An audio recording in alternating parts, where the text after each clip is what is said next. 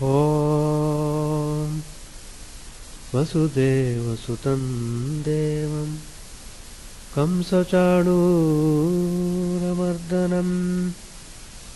देवकी परमानन्दं कृष्णं वन्दे जगद्गुरुम्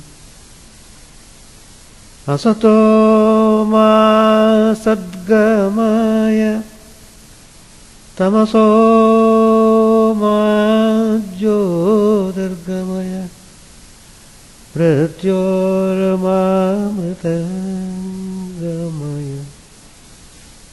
ॐ शान्ति शान्ति शान्तिः. Let us offer our salutation to Lord Krishna, the embodiment of bliss, who came to establish dharma and punish the wicked.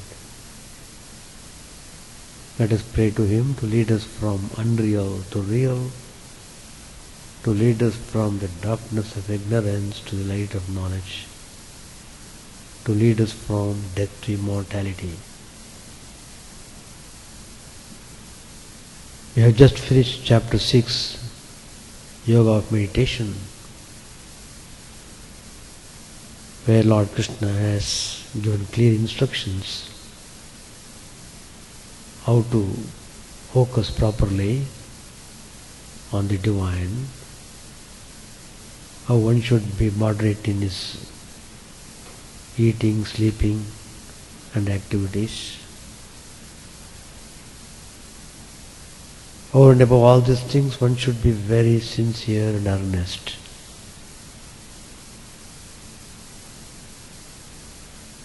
Then it is quite possible to attain the divine through the path of meditation. It requires regular practice, not a single day to be left without doing meditation. Well, now we come to the chapter 7, which is also one of the paths leading to the divine. And this chapter 7, the yoga of knowledge and realization. Verse number 1, Shri Bhagavan Uvacha, Maya Sakta Bana Partha Yogam Yunjan Madashrayah Asamshyam Samagram Mam Yatha Jnasyasi Tatsrunu. Shri Krishna said, Arjun, listen, how with your mind absorbed in me, taking refuge in me and practicing yoga, you shall know me completely without any doubt. So here Shri Krishna is asking us to do sadhana in a proper way,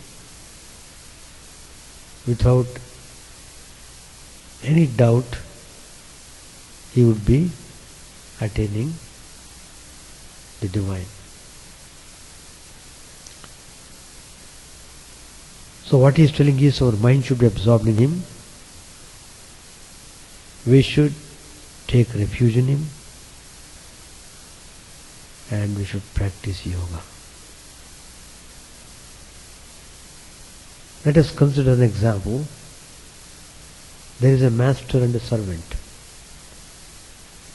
Here, master is the one who has given shelter to the servant. But the servant's attachment is towards his family somewhere in the suburb. Here, the servant holds two positions. Namely, one is the place which supports him, and the other is the place of the attachment. The place of the attachment is his family. In the case of one who is striving for realization of the Atman, the divine, he should take refuge in the divine and should not entertain any attachment towards worldly ways.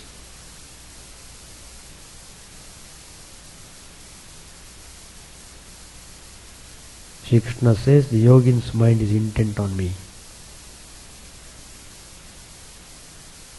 Me, the Supreme Lord, possessed of such attributes as will be mentioned below. He practices yoga or steadfastness of mind and finds refuge in me alone, the Supreme Lord. He who seeks a human end resorts to some actions such as Agnihotra or some rituals to an austerity or to a gift or the like as a means of attaining that end. The yogin, on the other hand, resorts to me alone, abandoning all other means, which is thought intent on me alone. Now Krishna says, listen to me what I am going to say as to how you also, thus acting, will without doubt know me in full, possessed of infinite greatness, strength, power, grace, and other attributes. And you will know me undoubtedly. All the glory about the Divine Lord. So, what is important is one should absorb oneself in the Divine.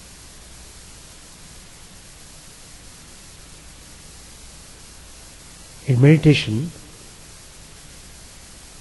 the yogi keeps a constant flow of thought towards God and becomes absorbed in the living presence of his chosen ideal. He goes beyond prayer and japam, but the sense of duality remains. The Divine Lord on whom you are meditating and yourself. Practice japam, repetition of the Lord's name, whether you like it or not. Do it regularly. Sometimes it may appear boring, still you should not give up. It's all a kind of test that comes to test our mind, whether we really want to do japa or simply make a show. But as you persist, the mind is certain to become absorbed in contemplation. We have to persist. We have to make use of this mind given to us in this human body properly. Human life is meant for realizing the Divine, not wasting the life in any other manner. But the powerful Maya is so drawn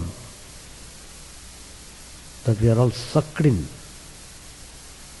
by the power of Maya. So, the whole human life is almost lost without doing any practice in a spiritual way. But then who is the loser? You alone are the loser. Getting the human opportunity, not being able to utilize it, you are the loser.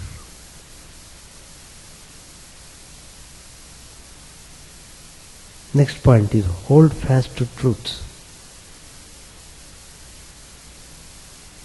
You have to be at it. Simply you should not say, oh, it's too difficult to practice truthfulness, we are worldly people, we are family people. That's where we do mistake. We put a label and keep on seeing that label constantly and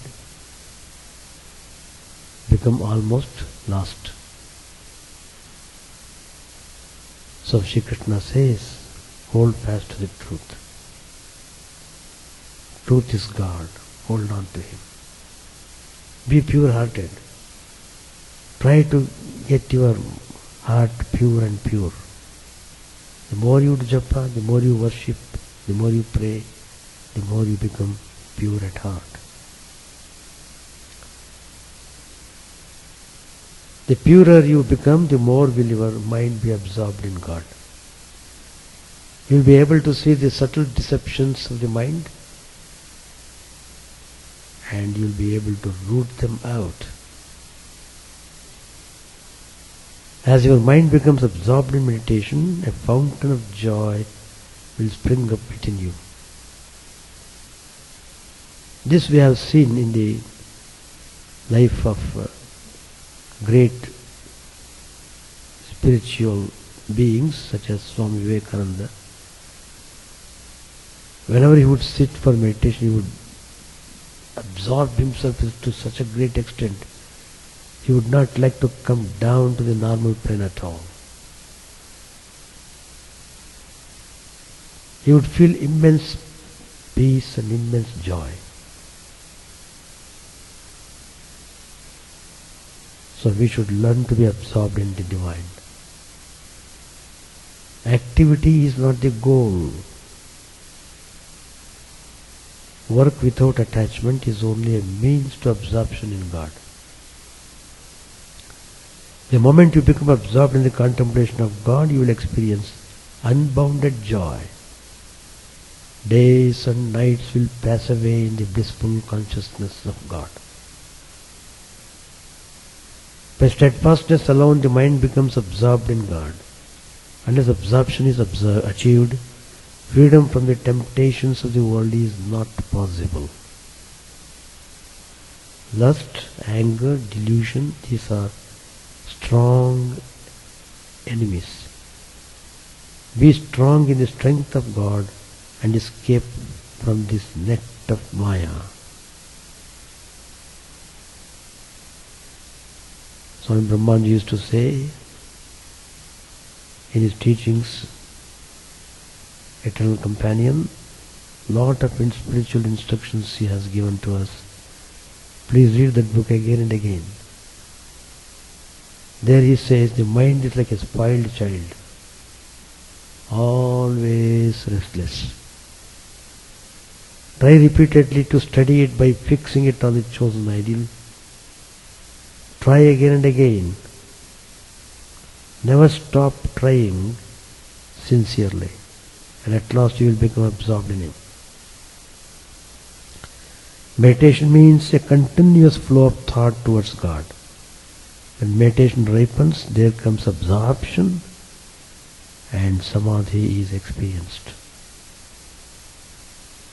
Somebody asked Swamiji the question, how can one get the mind absorbed in God? Swamiji replied, practice meditation regularly. Can anyone in the primary stage live absorbed by day and night in meditation? Therefore you must work, but work without attachment for the good of mankind. When the mind becomes absorbed, a shining light is first experienced in the mystic vision. With this vision there comes a kind of higher and nobler joy, and the mind is reluctant to give up this joy and move onward. But if the aspirant goes further, the vision of the light will be concentrated into the form of chosen ideal, and the mind becomes merged in his consciousness. The more the mind is absorbed within, the greater will be the joy of meditation. And when once you taste joy in your spiritual practices, the desire to continue in them will grow. Then you will no longer have to ask how long we should meditate. Your own mind will tell you. You don't have to worry about that. When you are able to free yourself from these deep-seated subtle desires, when the mind becomes tranquil, then only can you become deeply absorbed in real meditation. The practice of japam and meditation brings the aspirant to this stage.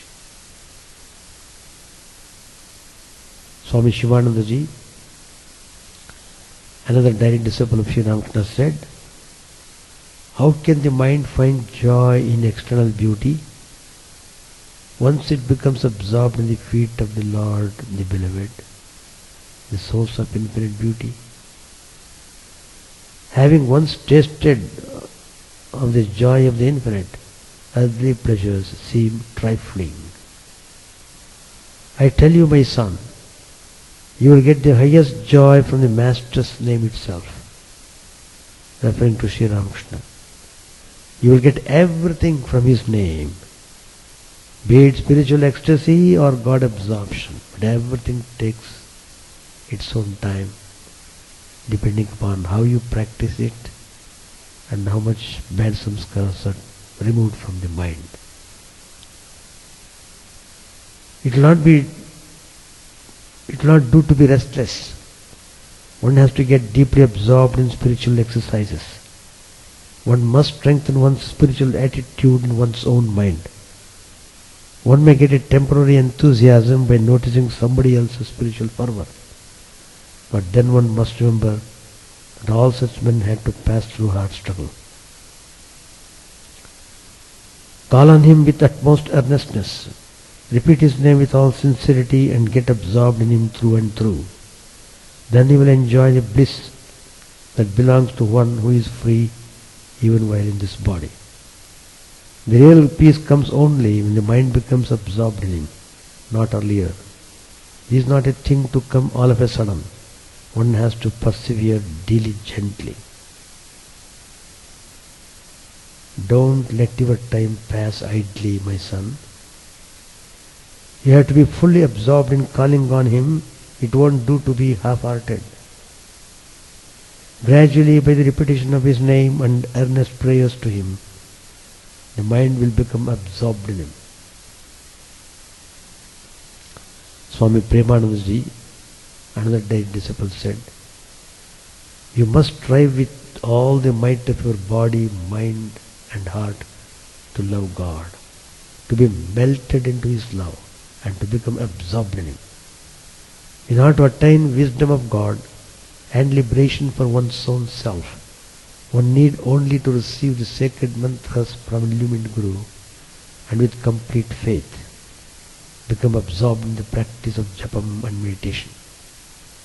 In order to become stabilized in renunciation and dispassion, one must try to become absorbed while repeating with single-minded devotion the name of God. So long as there is the least desire, the mind cannot be absorbed in God. So be ever watchful about the desires that lurk in the mind. Swami Adbhutanandaji, another direct disciple, said, a thread with stray fibers cannot pass through the eye of a needle. Similarly, the mind with desires cannot be absorbed in God. Realization of God means that one becomes absorbed in him, transcending his attributes and powers. It is not an easy thing. Swami Sharadanandaji, another disciple, said, perfect peace will not come until the mind is fully concentrated. You must dwell on God uninterruptedly and be absorbed in the contemplation of his true nature. If you practice japa and meditation regularly, without break for some years, you will see for yourself what result comes to pass. Your mind will become pure and you will be absorbed in the thought of God. Then you will be reluctant to leave off meditation even for a single day. There will come an inner tranquility which will fill your heart with joy. Sri Ramakrishna says in the Gospel, one need not have any fear if one takes refuge in God. God protects his devotee. One of the devotees was sitting near Sri Ramakrishna. He asked, Master, why does it take many people such a long time to realize him? Sri Ramakrishna replied, the truth is that a man does not feel restless for God unless he is finished with his enjoyments and duties. The physician says, referring to the patient, let a few days pass first, then little medicine will do him good. Narada said to Rama, "O Rama, you are passing your time in Ayodhya. How will Ravana be killed? You have taken this human body for that purpose alone." Sri Rama replied, "Narad, let the right time come. Let Ravana's past actions begin to bear fruit. Then everything will be made ready for his death." Again the Master said, "Man may be likened to grain. He has fallen between the millstones and is about to be crushed. Only the few grains that stay near the peg escape. Therefore, men should take refuge at the peg, that is to say, in God. Call on Him, sing His name, then you will be free. Otherwise, you will be crushed by the king of death." Again Sri Ramakrishna says, he caught M's attention and said, touching his own chest, "Well, there must be something here, isn't that so?" M looked wonderingly at the Master. He said to himself, "Does the Mother herself dwell in Master's heart? Is it the Divine Mother who has assumed this human body for the welfare of humanity?" Like this the thought comes to Master Maharshi. Sri Ramakrishna was praying to the Divine Mother, "O Mother, O embodiment of Om, how many things people say about you, but I don't understand any of them. I don't know anything, Mother. I have taken refuge at your feet. I have sought protection in you. O Mother, I pray only that I may have pure love for your lotus feet, love that seeks no return. And Mother, do not delude me with your world bewitching Maya. I seek your protection. I have taken refuge in you." And Sri Ramakrishna assures the effect of karma wears away if one takes refuge in God. So these are all various methods to discipline our mind and direct it towards the divine. That's the meaning of absorption. Verse number 2, chapter 7. Jnanam teham savijnanamidam vakshyami sheshataha yajñātva neha bhuyo nyajñātavyam avishishyate. Lord Krishna says, I shall explain to you, Arjun, the self-knowledge together with self-realization. After knowing that nothing more remains to be known in this world, you become the knower of everything. Here, we should mark, two words are mentioned in this verse. Jnana, Vijnana. Jnana, Vijnana. Jnana is, in the ordinary sense, knowledge of the scriptures. That's called Jnana. Vijnana is the knowledge that is experienced. So there is a distinction between Jnana and Vijnana. Second meaning is, Jnana means Paroksha Jnana, Vijnana means Aparoksha Jnana. Paroksha Jnana refers to our knowledge acquired through our senses, ears, eyes, mind, intellect and so on. Aparoksha Jnana is the knowledge acquired through experience, through samadhi. Third meaning is, Jnana means Nirguna Jnana. Vijnana means saguna jnana. God without attributes, God with attributes. Both are referred to knowledge. And another meaning is, jnana means knowledge of the Paramatman. Vijnana means knowledge of the Prakriti. To comprehend the true meaning of the term Vijnana, we shall first break it down into its literal connotations. The syllable V used as a prefix to the word jnana, Vijnana, the first one is V. It is capable of conveying three meanings. V, Vishesha, special knowledge. Secondly, V means Vividham, variety of knowledge. And thirdly, Viruddham, perverted knowledge. Negative or perversive way of knowledge is indicated by the word ajnana, and special knowledge is conveyed by the word jnana.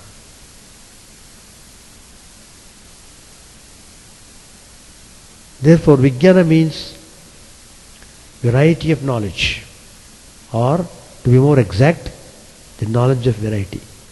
The knowledge of how this variegated and diverse universe evolves from one source is jnana. And the knowledge of how that one source grows into a diverse plural world of great variety is the field of Vijnana. Thus, what the seer scientists are at pains to explain to us is precisely how this variegated universe has arisen from one source. Their explanation covers the study of the forces and processes by which supra-physical energy, which is ultimately one, gives rise to this variety. Jnana here means listening to reading from Shastras, scriptures, meditating over them, studying them. And Vijnana means realizing the Atman in direct experience. Jnana is understanding through reason, and Vijnana is that knowledge which sinks through reason into experience. Jnana is knowledge obtained from Shastras, scriptures, whereas Vijnana is knowledge which is part of one's experience. Sri Ramakrishna says about Vijnana in the Gospel. Very elaborately Sri Ramakrishna touches this topic, Jnana and Vijnana. Sri Ramakrishna says, there is a stage beyond even Brahma Jnana. After Jnana comes Vijnana. He who is always aware of knowledge is also aware of ignorance. The sage Vasishtha was stricken with grief at the death of his 100 sons. Vasishtha was considered Brahmarshi, a realized soul, asked by Lakshman why a man of knowledge should grieve for such a reason. Sri Rama said, brother, go beyond both knowledge and ignorance. He who has knowledge has ignorance also. If a thorn is entered your foot, get another thorn, and with its help take out the first, then throw away the second also. Master Mahashaya asked a question. Master, should one throw away both knowledge and ignorance? Sri Ramakrishna replied, yes. That is why one should acquire Vijnana. See Sri Ramakrishna's explanation of Jnana Vijnana. You see, he who is aware of light is also aware of darkness. He who is aware of happiness is also aware of suffering. He who is aware of virtue is also aware of vice. He who is aware of good is also aware of evil. He who is aware of holiness is also aware of unholiness. He who is aware of I is also aware of you. What is Vijnana? Sri Ramakrishna tells further. It is knowing God in a special way. That is the meaning of Vijnana according to Sri Ramakrishna. The awareness and conviction that fire exists in wood is jnana, knowledge. But to cook rice on that fire, eat the rice and get nourishment from it is vijnana. To know by one's inner experience that God exists is jnana. But to talk to Him, to enjoy Him as child, as friend, as master, as beloved is vijnana.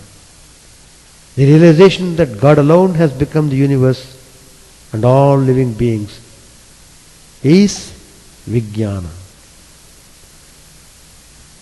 In order to attain vijnana, Sri Ramakrishna says, one has to accept the help of Vidya Maya.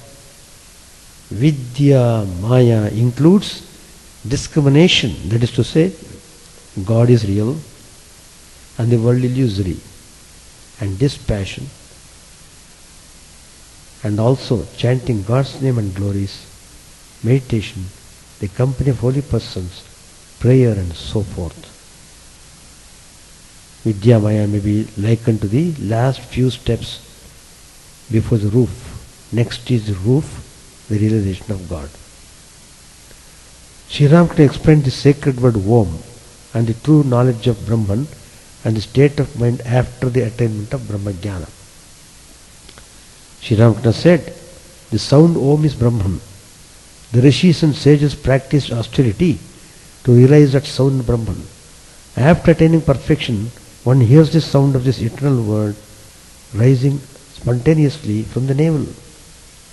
What will you gain, some sages ask, by merely hearing this sound? You hear the roar of the ocean from a distance. By following the roar, you can reach the ocean. As long as there is a roar, there must be the ocean. By following the trail of Om, you attain Brahman, of which the word is symbol. The Brahman has been described with Vedas as the ultimate goal, but such vision is not possible as long as you are conscious of your ego. A man realizes Brahman only when he feels neither I nor you, neither one nor many. Think of the sun and of 10 jars filled with water. These are words of Sri Ramakrishna. The sun is reflected in each jar. At first you see one real sun and 10 reflected ones. If you break 9 of the jars, there will remain only the real sun and one reflection. Each jar represents a jiva, embodied being. Following the reflection, one can find the real sun. Through the individual soul, one can reach the Supreme Soul. Through spiritual discipline, the individual soul can get the vision of the Supreme Soul. What remains when the last jar is broken cannot be described.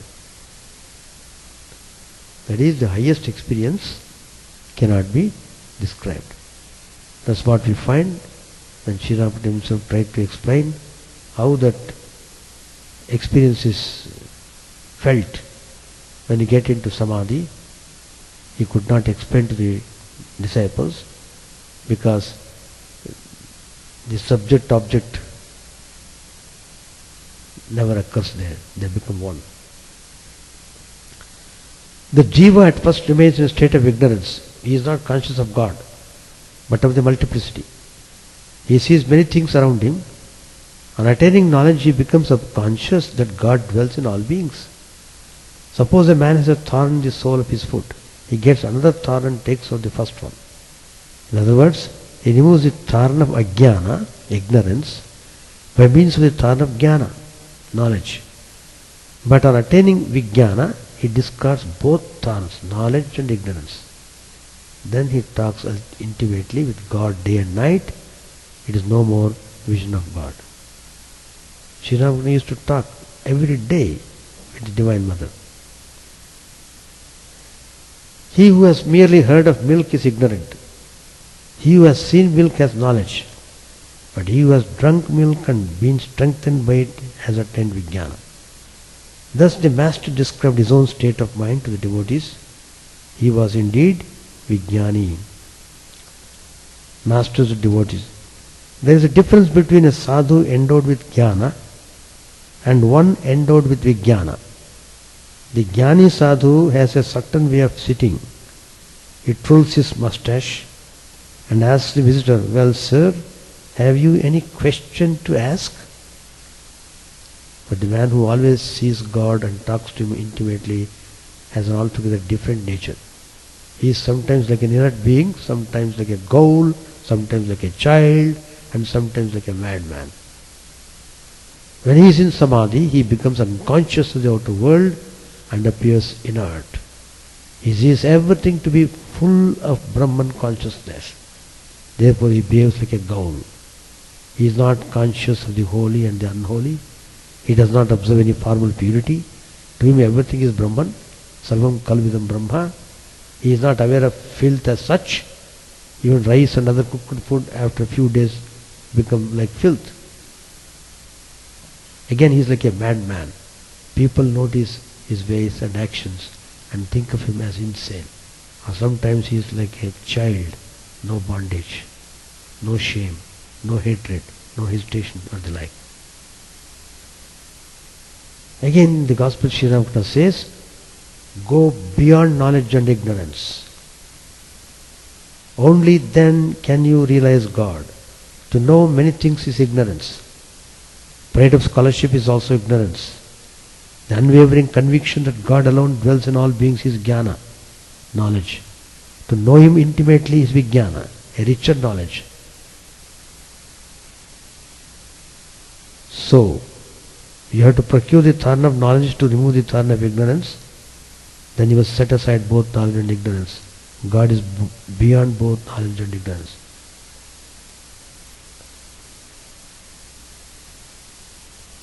In another place, Sri Ramakrishna says, to know many things is ajnana, ignorance. To know only one thing is jnana, knowledge. The realization that God alone is real and that He dwells in all. And to talk to Him is vijnana, a fuller knowledge. To love God in different ways after realizing Him is vijnana.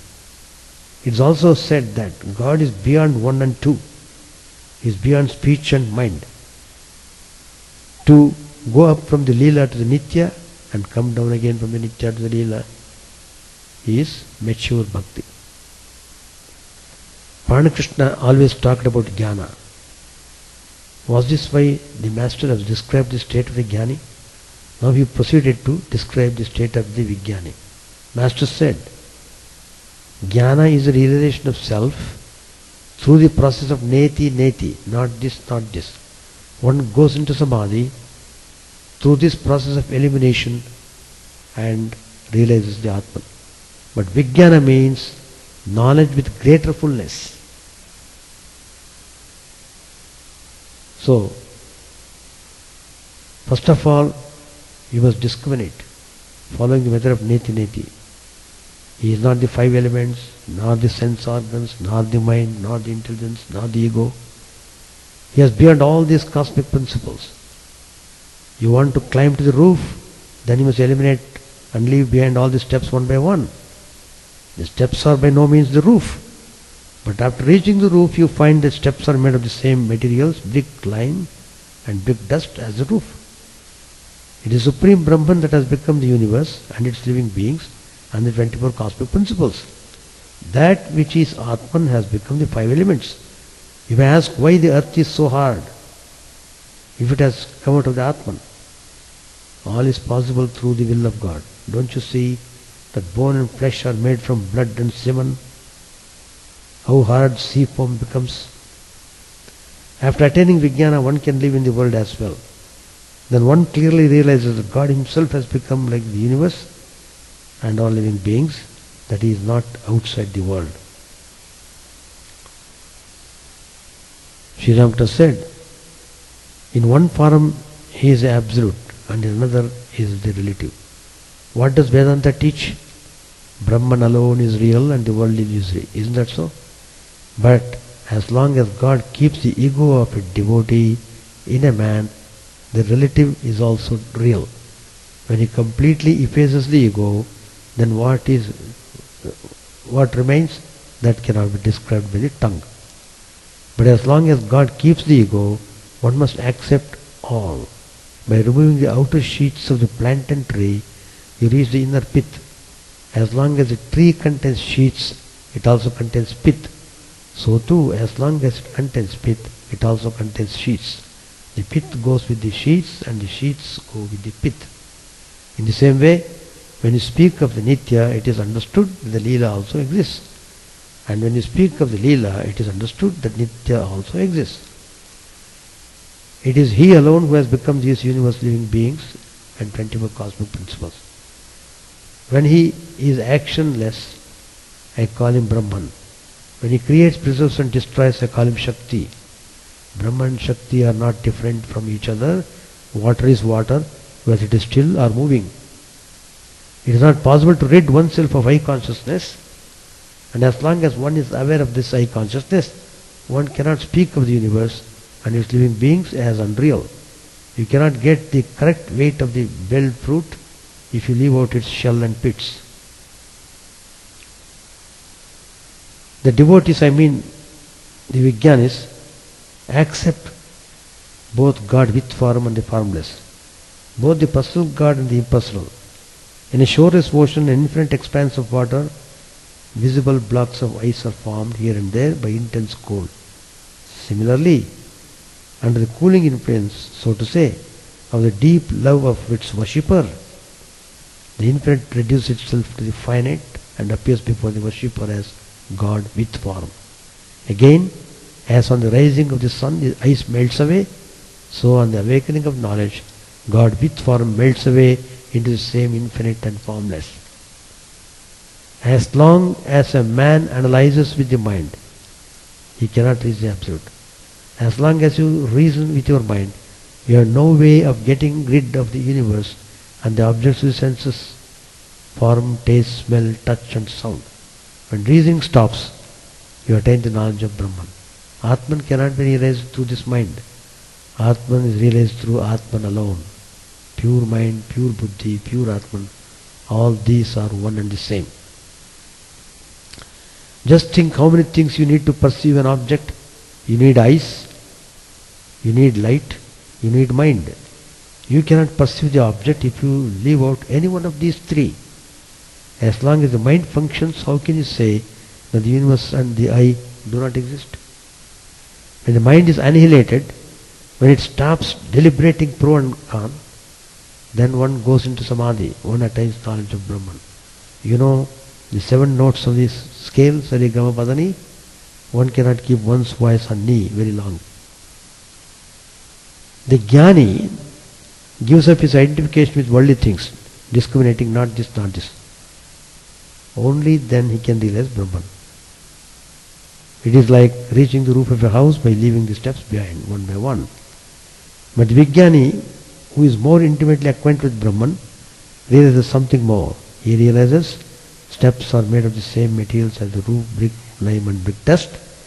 That which is realized intuitively as Brahman, through the eliminating process of not this, is then found to have become the universe and all its living beings.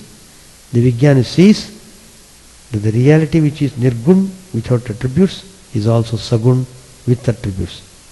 A man cannot live on the roof a long time. He comes down again.